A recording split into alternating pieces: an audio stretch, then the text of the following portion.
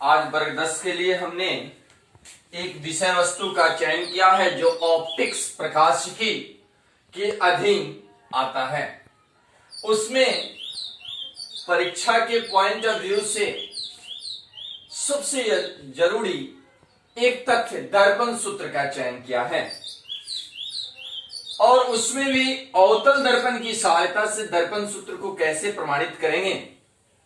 जबकि आप किताबों में देखिएगा या इसके पहले थ्योरी में कंसेप्ट में आपको पता होगा कि दर्पण के सामने वस्तु बिंब को रखते हैं तो उसकी 6 स्थितियां होती हैं और उसके 6 प्रकार के प्रतिबिंब प्राप्त होते हैं। उदाहरण के लिए जब वस्तु बिंब अनंत पर होगा और यही अवतल दर्पण तो उसका वास्तविक और उल्टा होगा।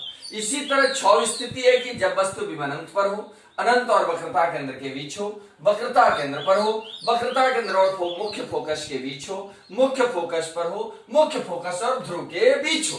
इस स्थिति में हमने दर्पण सूत्र में देखा है किताबों में कि अलग अलग किताबों में केवल एक ही स्थिति साबित किया है वर्ग 10 तक कि जब वस्तु बिंब अनंत और वक्रता केंद्र के बीच हो।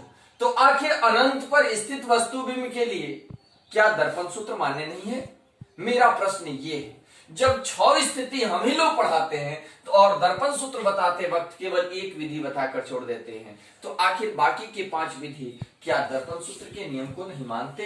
तो अगर मानते हैं तो उन्हें साबित कैसे करेंगे? इसी कड़ी में हमने आपको किताब से बिल्कुल अलग एक पॉइंट का चयन किया है जिसमें वस्तु बिंब अनंत पर है।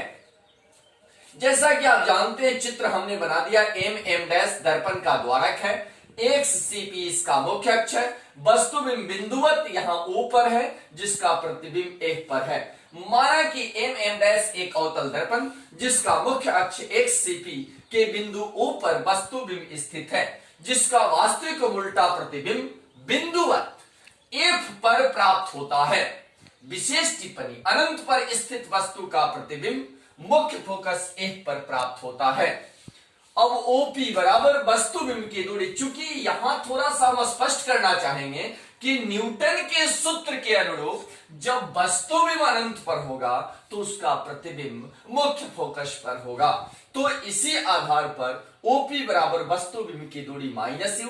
चूंकि P यहां मूल बिंदु है और इस साइड निगेटिव है, OP वस्तु बिंब की दूरी -u, CP वक्रता त्रिज्या -r, FP प्रतिबिंब की दूरी टिप्पणी के अनुसार, यहां जो टिप्पणी किया गया है उसके अनुसार -v, अर्थात AP तो -f होना चाहिए लेकिन यहां प्रतिबिंब प्राप्त होता है तो ये -v है। अब त्रिभुज AOC, इसी में से हमने ये वाला त्रिभुज लिया है AOC, ये वाला हमने त्रिभुज लिया। त्रिभुज AOC में बहिष्कोण बाहर क्या है? बीटा। बीटा बराबर अल्फा प्लस आई, तो 2 से गुणा करेंगे 2 बीटा बराबर 2 अल्फा प्लस 2 आई, इक्वेशन नंबर 1। उसके बाद त्रिभुज AOF लिखा है बाबू। तो इसमें देखिए यहां 2i क्यों लिखा है? तो चूंकि यहां i और r था, चूंकि यहां बीच में जो देखिए dash dash dash dash dash दिया हुआ है तो यहां i है, यहां r है, तो i बराबर r, तो i प्लस r बराबर i जोड़ i बराबर 2i, इसीलिए यहां हमने डायरेक्ट 2i लिखा है। तो यहां गामा बराबर अल्फा प्लस 2i होगा। तो इसको बोलेंगे इक्वेशन नंबर 2। अब समीकरण 2 माइनस समीकरण 1, समीकरण 1 माइनस समीकरण 2।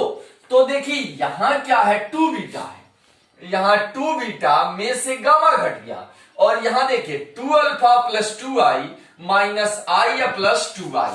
यहां आप सोच रहे होंगे कि यहां 2 से क्यों गुना किया गया?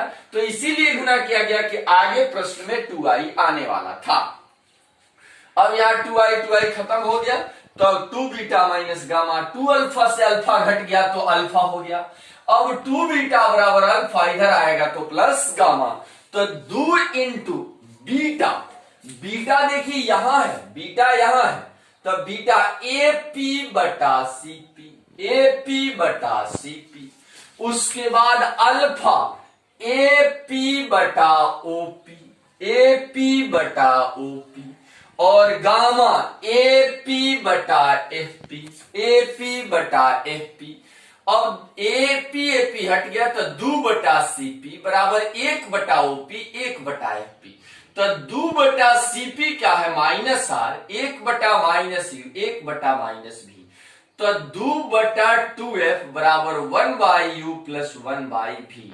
तो 1 बाई भी प्लस 1 बाई यू बराबर 1 बाई एफ। इस आधार पर आप चूंकि यहां देखिए एक बार फिर हम इसको यहां दो ज्योमेट्री के प्रमुख टिप्पणी है। यहां एक टिप्पणी है कि ये जो बीटा बाहर वाला जो कोण लिख रहे हैं इन दोनों के योग के बराबर लिख रहे हैं, यानी बहिष्कोण सुदूर एकांतर अभिमुख कोणों के योग के बराबर होता है, ज्यामिति का एक कंसेप्ट कहता है। उसके बाद एक यहां है कोण भुजा अनुपातिकता प्रमेय से कि देखिए यहां बीटा है ना तो उसके सामने ए पी बटा सी पी, अल्फा है ना तो अल्फा यहां ए पी बटा ओ पी और गामा है ना ए पी बटा एफ पी। ये नियम ध्यान में रखना होगा। तो एपी सब में कॉमन है तो 2 बटा सीपी 1 बटा ओपी 1 बटा एफपी। तो 2 बटा सीपी यहां देखिए माइनस आर, 1 बटा ओपी माइनस यू 1 बटा माइनस बी। तो चूंकि 2 और आर बराबर 2f होता है 1 बाई यू 1 बाई भी, 2 कट गया 1 बाई भी प्लस 1 बाई यू बराबर 1 बाई एफ। इस आधार पर हम दर्पण सूत्र को साबित करेंगे और उम्मीद है कि आप लोग फिर अपने लॉजिक पावर से समझने की कोशिश करेंगे कि तो आखिर जितनी स्थिति है अवतल में कैसे साबित करेंगे। अगर समतल में दर्पण सूत्र साबित नहीं होता तो उसको दर्पण क्यों कहते हैं, फिर अगर होता है तो किस प्रकार होता है, ये जरूर सोचने की कोशिश करेंगे। तो केवल किताब पर निर्भर रहना भौतिक के लिए ठीक नहीं है। जब तक आप अपना दिमाग विकसित नहीं करेंगे, आप चिंतन शक्ति अपने बढ़ाएंगे नहीं, तब तक इसका समुचित विकास नहीं होगा।